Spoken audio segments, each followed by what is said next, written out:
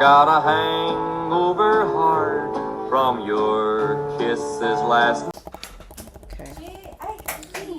Just testing out because I do have a meeting in 5 minutes and it's a Saturday.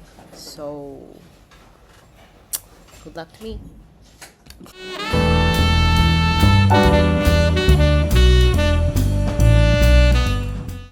So today, there was like a salad that was sitting on the fridge for probably like a day or two now, and so I added a little bit of like more cucumbers and walnuts for protein, and now I made some peanut salad. So, and my mom said it's good with this. Let's see, because like I did like the sauce. I did mix it with peanut, honey. No, not honey actually. Peanut butter with stevia that has stevia in it, the sugar itself. So it's a little bit healthy, but it's kind of still sweet. So I added some, just a bit of Japanese soy sauce, water, and a pinch of cinnamon. Also, more. Oh yeah, to have more Asian flavor, I suppose, I did add some sesame oil as well. So.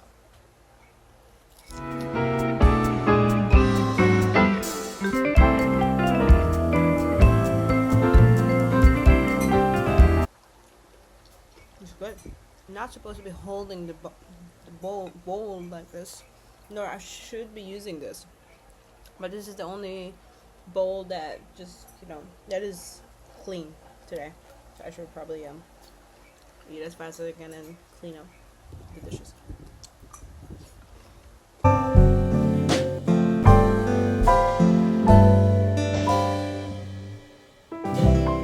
If anything, I really need to tell you about this. So probably March 26th-ish, or the last week of March, after I went for a massage, I decided maybe I should clip my nails. Clipping my nails, this is a typical thing that I do because I want to save up money, and money's kind of rough right now due to inflation and everything else. It happened after that because I didn't have Betadine. At that time, I didn't have like an ointment, like a povidone iodine. I didn't have that at home. So I was like, okay, maybe I'll probably just wash it and that's it. What happened was probably 12 hours after, I saw this like big ass wound that is swelling on my left big toe, because it was somehow a little bit of a typical thing that happens with me sometimes. It was not something that I was shocked that happened to me. I've been trying to treat it, and after a week I was like, okay, maybe another week it will pass. And then I realized that the wound is getting a little bit smaller as it happens, and of course I didn't have any document with it, because why would I? I am grossed out. I was on my trip in Baguio. It was painful. I was back here, and then there was no recovery whatsoever. It keeps having this whitish and then red drainage. It's a little bit gross. I decided, I should probably try to go to the doctor. I mean, my mom already suggested to me before we went on vacation, as April started. She told me that maybe I should probably go to the emergency room to at least get it checked. But because of my fear of like, what if I cannot get it and my insurance will reject it? And so I postponed it because I thought it will heal well. Last night, when I was looking at it, I was kind of disappointed because week by week, as weeks pass by, I'm starting to doubt that this is something that I can still handle. Therefore, even though I needed to be at work very early, there's so much thing to do. I'll show you. I decided to walk into the hospital that my company is affiliated at, and I walked there I went to the emergency room's finance office and told them, oh, is there anything you can help me with? And the nurse came out and said, oh, maybe because if you're an employee here, I guess you'll be able to save up a little bit more money with going to the outpatient department, which was open surprisingly at probably like 7-ish, before 8 a.m.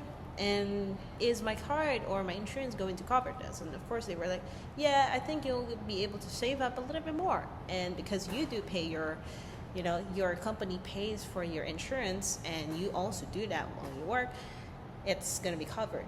And I decided, screw it. Screw going to work early. And I should probably prioritize myself, and I guess I would be able to take a few naps while waiting, because it does take a while to get it approved of the consultation and the procedures, of course. Eventually, after an hour or so, I finally met the doctor. I met the doctor in a wound care clinic or department. I don't know, the room itself for wound care. And then there were two doctors. The first doctor, or the main doctor that talked to me, mentioned, Like, what's wrong with you? What's going on? and I was like, oh yeah, I do have this wound at my feet, on my left big toe. And when I showed them, they were like, Oh, we see. We think that, do you want to go through the procedure tomorrow or today? at first I was a little bit hesitant of like, what if I do not do that today? But since I was already in the hospital and I was in it for everything, I said, maybe I want to do it now. The other doctor was reassuring me at the time that, it would have anesthesia. And I think that really helped me a lot to conquer the fear of getting things operated, because I guess I do have a story for another time for operations that doctors that I've encountered all my life had done with me. And I did have that just slight fear out of it because of that previous experience. And so having anesthesia with it was really helpful. I guess after that, they made me lay down the plinth, the bed. And then, of course, they were trying to show me a little bit about it. And, they sprayed local anesthetic.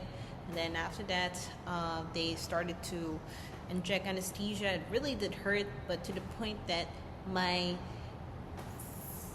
big toe was so numb that the only thing I can feel is probably pressure, which is really good because I'm not supposed to feel pain. I'm not supposed to feel pain. And then I started not looking. And my brain was anticipating something painful, because I was starting to feel that there was something that they were pulling, and I feel like it was a little bit resistant. Like my body or my skin was a little bit resistant by the way they were trying to extract something in it. But because they were able to explain to me beforehand of what was going to happen, and I don't even remember what it's called. Maybe I will try to put it right here, here. I guess here, right here, that thing that they did with me, it's a partial procedure, because if they did the full procedure, it means my wound on my left big toe was beyond treatable. After that, once they pulled it, I'm going to show you, maybe just giving you a warning, maybe if you want to skip this part of the video, probably try to skip it for just a little bit, 2 seconds, because I'm going to show it right here, right, this here. That's how big it is. Okay. So I'm going to just give you an illustration here. If it's this part of my foot or my toe, my big toe, had that injury, a injury like that, the nail will grow inside of it, and then that pokes you repetitively, and so it keeps injuring it. They open it, and then I'm not gonna get the details, of course. No, I After that, they showed it to me, and then the first thing that I asked was, when I looked at it, because it looks clean already, it looks clean, it looks normal. What is it gonna look like after 3 days of, you guys wrapping it, and then after that, after 3 days, you clean it again and put the dressing on it? And then they said, it's gonna look something like something's gonna come out of it, like Jesus is gonna come out of it, or rice is gonna come out of it. Even though I know that was a joke. If it's in Tagalog, I think you would get it. That somehow, or some time before, when Filipino kids would have this like wounds. They would have wounds for like playing rough, or like many rices, or everything that you ate is gonna come out of your wound. So you don't try to subject yourself into something that would have you a wound. Anyways, it took a little bit while to get it approved, and then when I asked my mother about like how much it would be, I think, aside from the consultation, I think all in all it amounted to like 15,000 pesos, which is a little bit expensive, on an expensive end of things. But maybe, I guess the thing that made it expensive was, of course, the fees, but also with the anesthesia. That is expensive, and whenever you put it on someone's body, it is expensive. It is an expensive drug. They told me that after 3 days, I'm gonna be coming back to them for a follow-up, for them to be able to put dressing on it and actually expose it afterwards. So they were also explaining to me scientifically of what's gonna happen, but basically we're trying to get it to the healing stage wherein we can expose it out in the air after that. So right now, I cannot work out. Or maybe I could, but maybe today I'm just gonna postpone it. And then maybe I'll keep you posted. It's a bad thing to skip.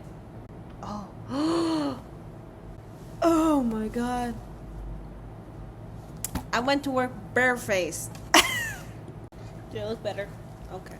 So, today, one thing I'm gonna remind you about is don't skip your antibiotics. It was really bad to drink at lunchtime because that means that I have to drink at midnight. So I wasn't able to, so when I woke up, I immediately took it, and I'm gonna go on the schedule of that. As a healthcare person, I think I really advocate many things that people would still feel like apprehensive about them, and so skipping antibiotics is not healthy.